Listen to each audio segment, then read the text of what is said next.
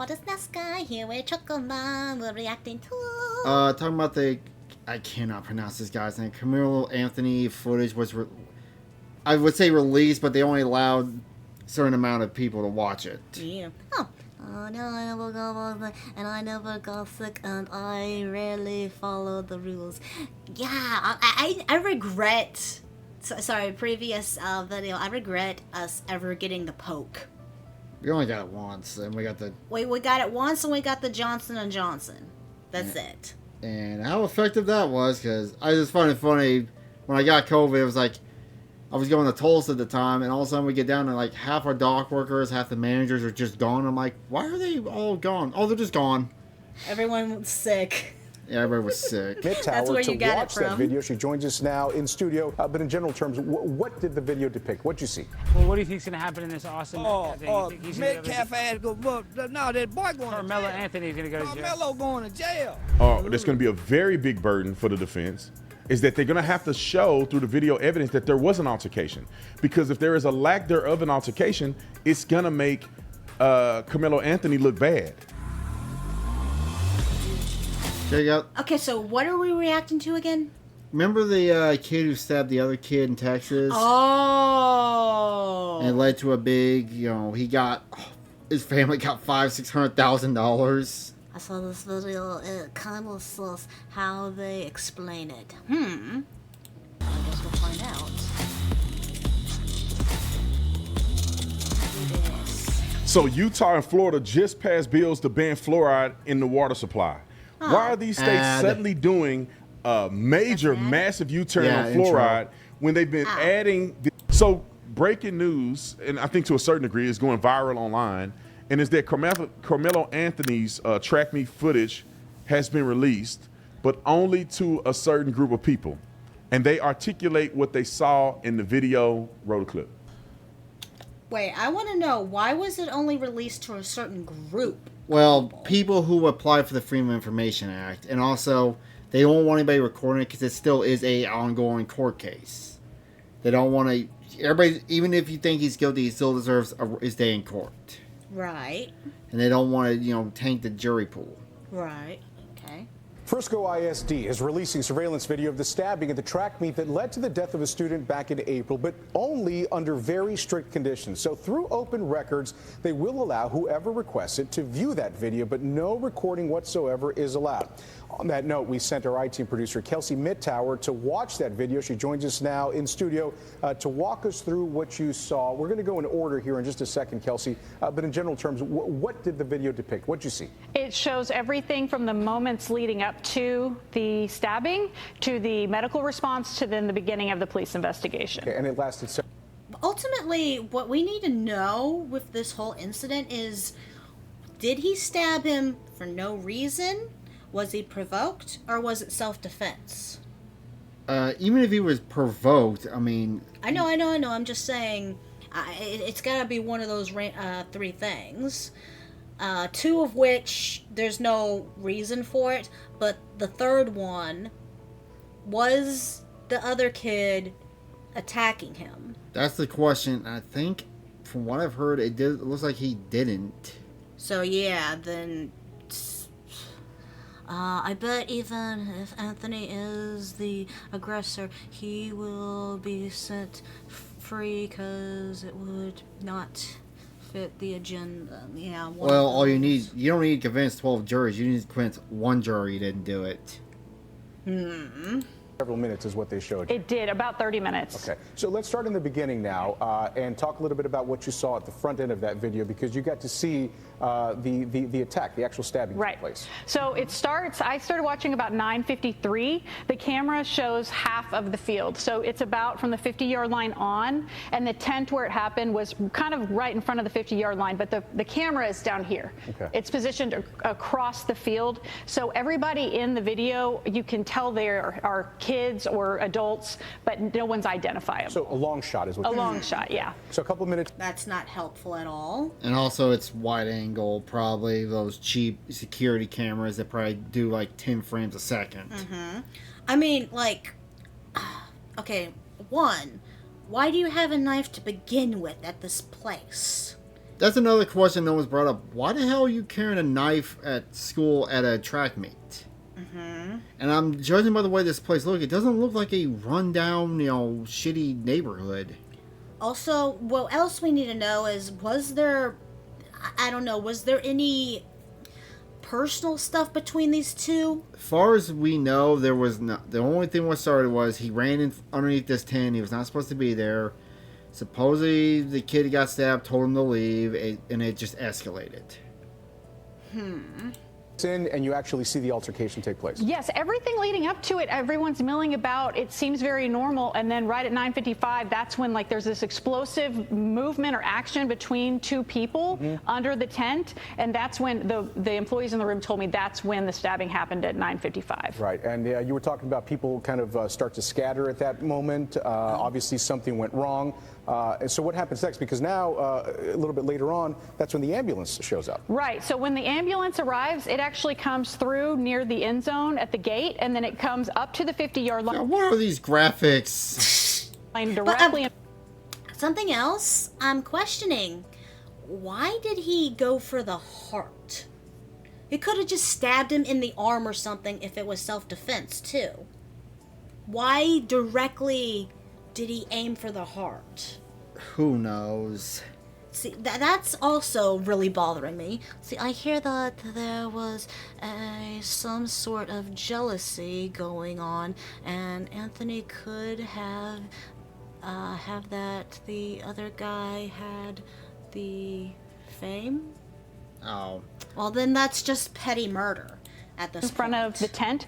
You can see Austin Metcalf is right here, but then when they pull up close to the tent, they realize that they can't get the stretcher to him because of the barrier of the bleachers. So at that point, then the paramedics have to get out, and then they have to walk all the way back to the end zone. This is actually, in the next slide. Oh, that sucks. They have to go all the way back to the end zone and then come all the way back. That takes another couple of minutes. So at this point, they've arrived, and they are actively working on Metcalf at that point. And we want to reiterate, we're using some imagery here to sort of denote exactly what was happening here, these little icons that were...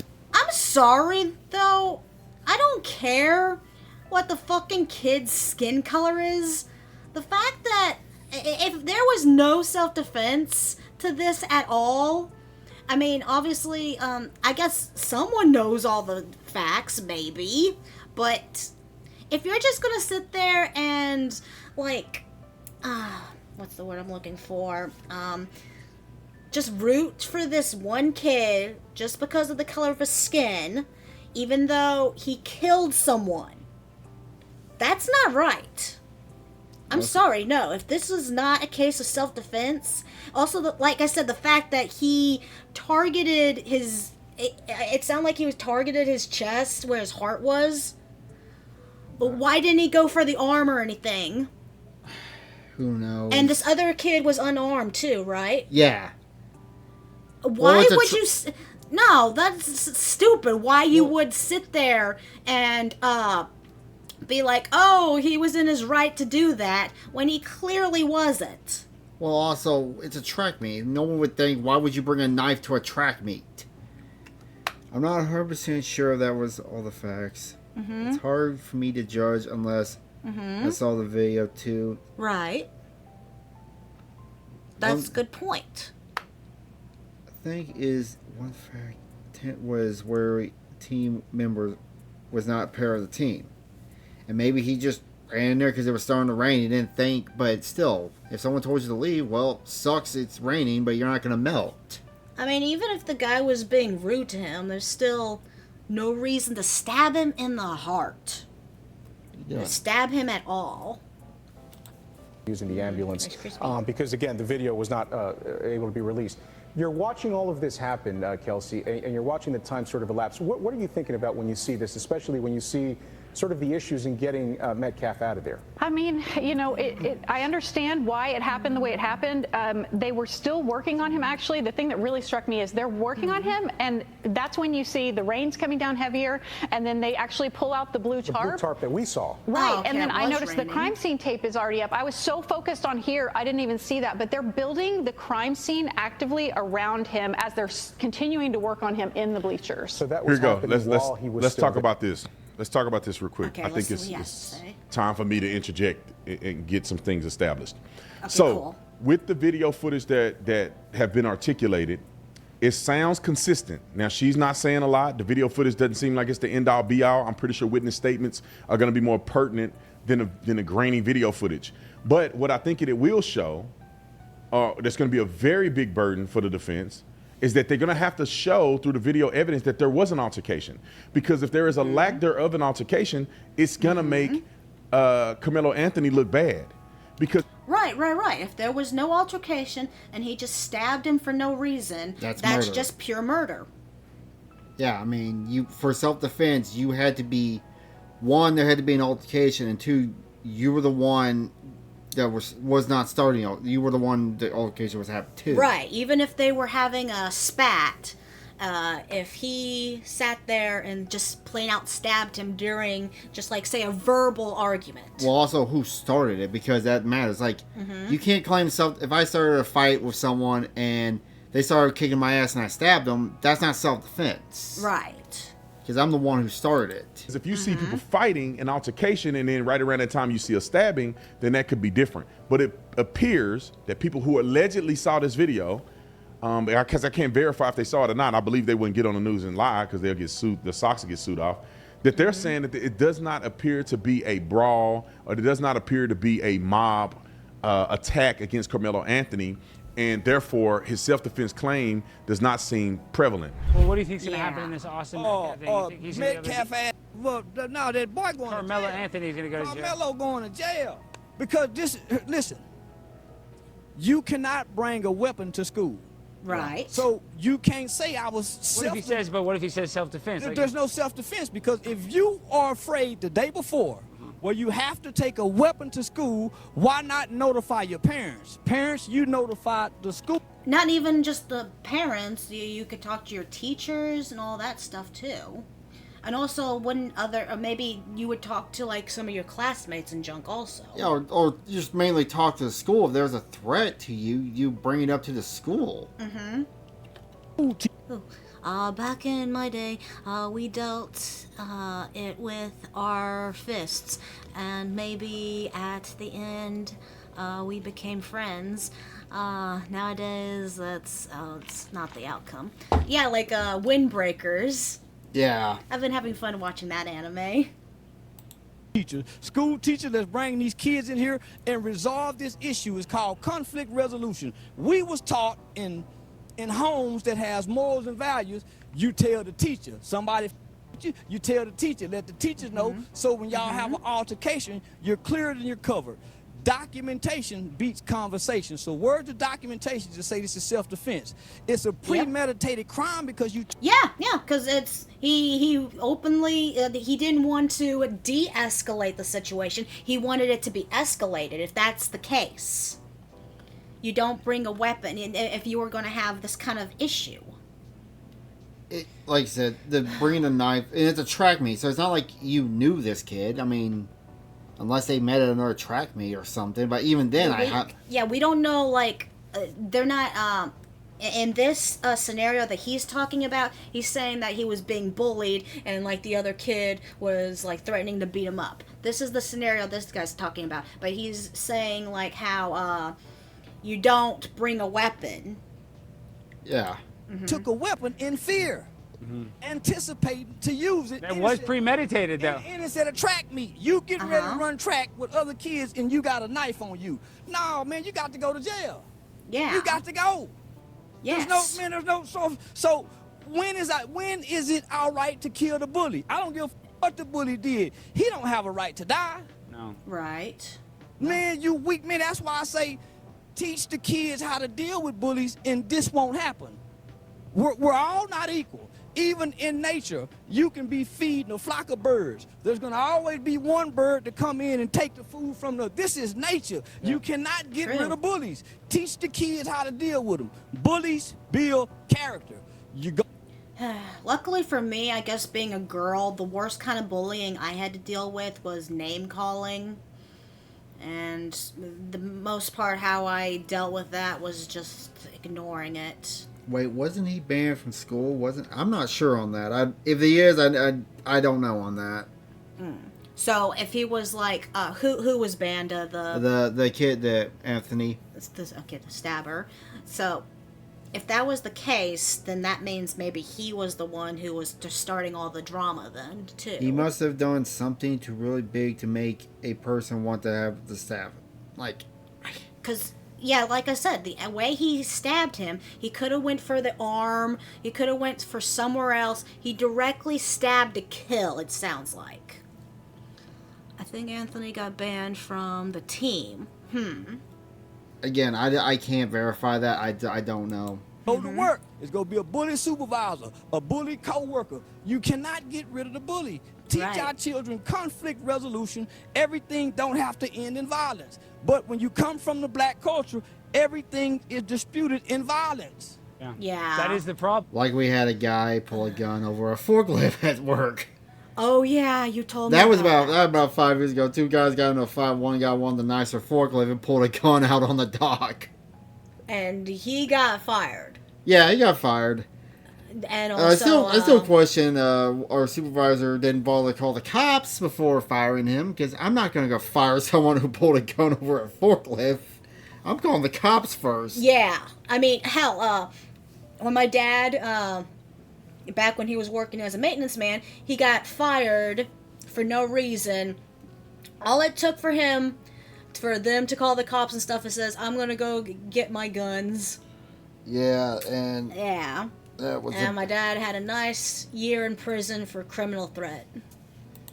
Well, no, that's how it's the culture. That's the culture. That's how they solve. When you have a serious issue, they don't even contemplate trying to talk it out. We teach a no snitching rule, right? So our kids are walking around with... Oh my God, it's just like Boondocks. It is Boondocks. It's the new moment. You almost said a gamer word. No, I knew. I was trying to make up a new version of it. The new mafia rules, moment. codes, and ethics of the streets that's held over children about no snitching. So now I have to take that because stuff. I don't want to be a snitch and kill another kid. Oh, it's a simple... Yeah, again, like Boondocks. Every time Riley's like, the snitch is, yeah, don't be a snitch. I miss the Boondocks. Solution. Don't tell the teacher. Tell your parents. Now, when it comes to the... My dad had a bad experience with his ex, and she sent him to jail for a year. Sheesh. ambulance working on somebody. I would argue that a medical personnel jumped up into the stands and began CPR as they get the stretcher to come around and get Austin Metcalf. Also, the reason that they put crime scene tape up is because they probably knew that Austin Metcalf had already died. Like, this is one thing I think people have to understand, because there's legitimate protocol that you have to do, although do you know that there's an end result? Like, for instance, you don't stop doing CPR on somebody just because they die, if that makes sense, right? Until you can get them to... Yeah, I guess that's true, because apparently that's what they kept doing to my dad, despite the fact that he died right then and there in his apartment.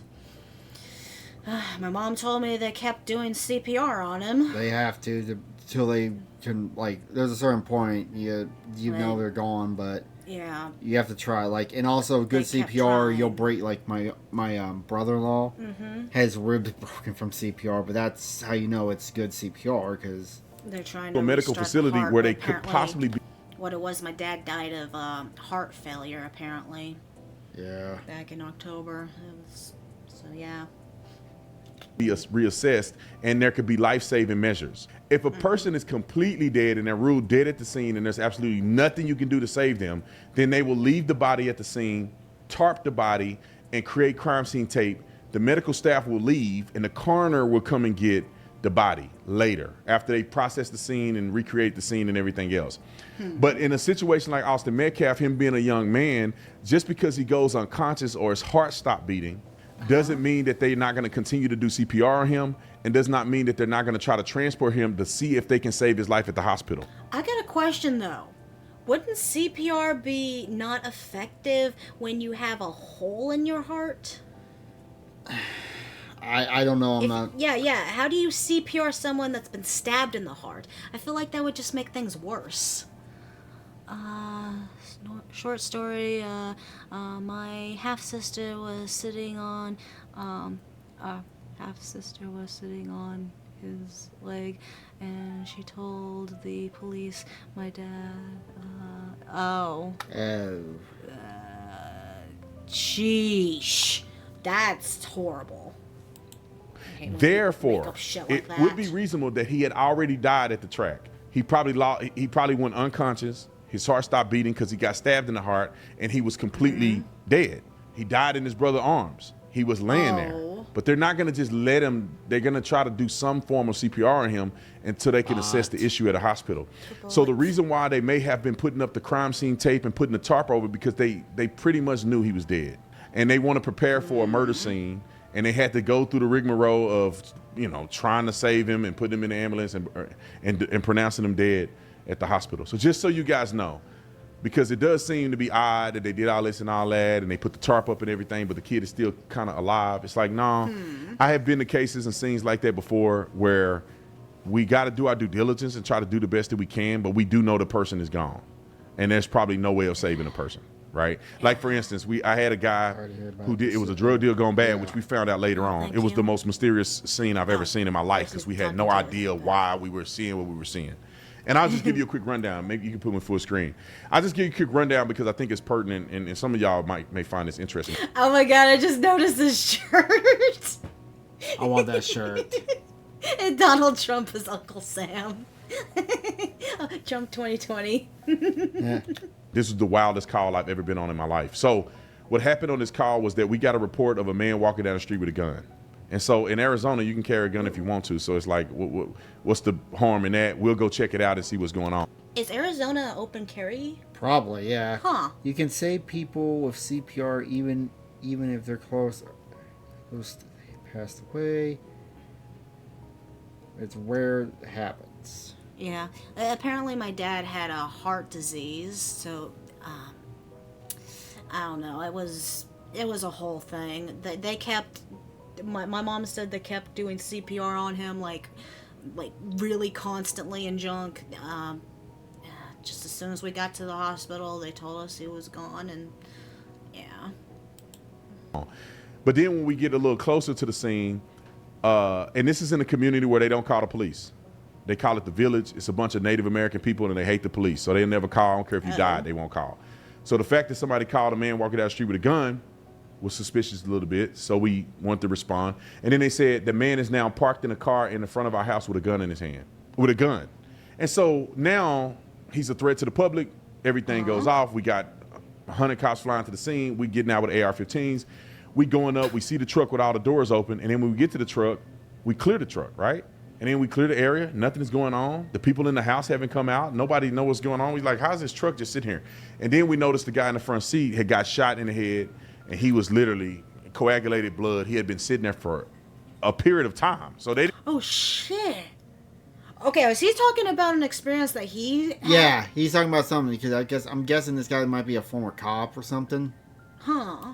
Didn't even call when he got shot and killed. So then that's when the crazy stuff happened. We couldn't rescue him. We had to use a dog leash to try to get him. He had blood all over his body. He slipped out of all his clothes, blood all over my shoes, brain matter on my face because I had to throw him on the gurney, which was an impossibility. Only by the grace of God.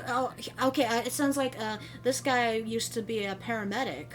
Oh God, he got brains on his. Oh, that's horrible. Yeah, EMTs deal with some shit. Oh God. I can get him up there because he was about 250, 280 pounds. The firefighters, they parked down the street, but they run the gurney. We had to go get the gurney and run it up a half a block because they can't enter into an active crime scene or like an active scene. So we didn't know how to lower the gurney. So the gurney is like about 3 feet tall, 4 feet tall, maybe 3 or 4 feet tall. And this guy's covered in blood, so we can't grab him. I can't grab his body because it's slipping. Your dad, he could come back as Bonnie. No.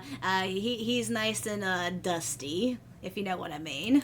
We using a dog leash because one of the K9 unit guys came and helped, and the only way we can get him is try to wrap his upper body in dog leash and pick his body up and throw him on the thing.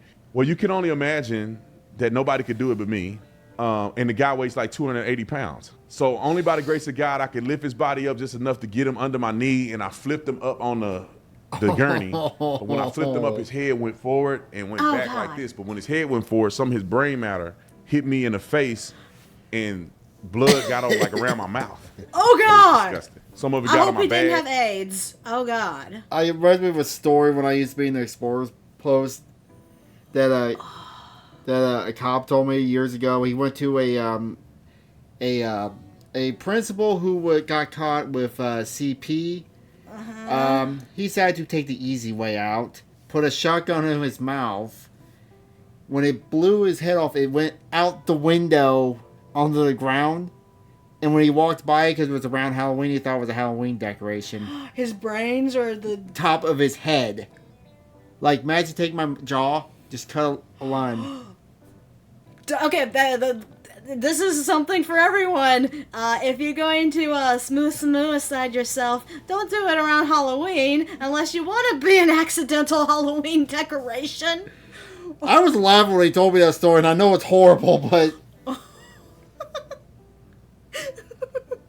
I can't read the chat of the YouTube channel, but are there people speaking to the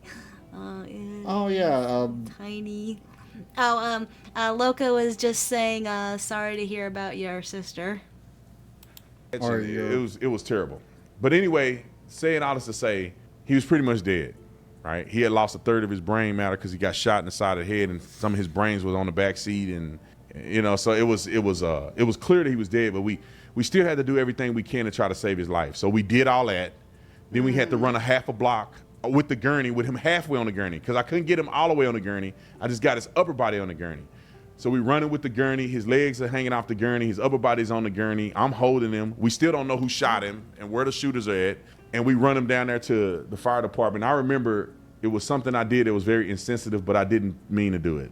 I had blood all on my face and some brain matter parts. And I was worried about blood getting in my mouth because I don't know if the guy have hepatitis or AIDS. Right. And so I just remember getting there and I'm like, my face, like somebody like wiped my face off. And they were like, can you wait? And we kind of busy here. Like we try to save this guy's life. He got shot in the head. And then, after that, I realized that, oh crap, that does make sense. I do need to kind of pipe down a little bit. But I ended up wiping my face off. I guess the best thing you could do in that situation is just turn your head and spit. Just spit as much as you can. Oh, God. Stayed a year in jail because she took the courage to speak of what really happened. And I had to go home and change my blood. My uniform was covered in blood. And then I went to another car with a grandma.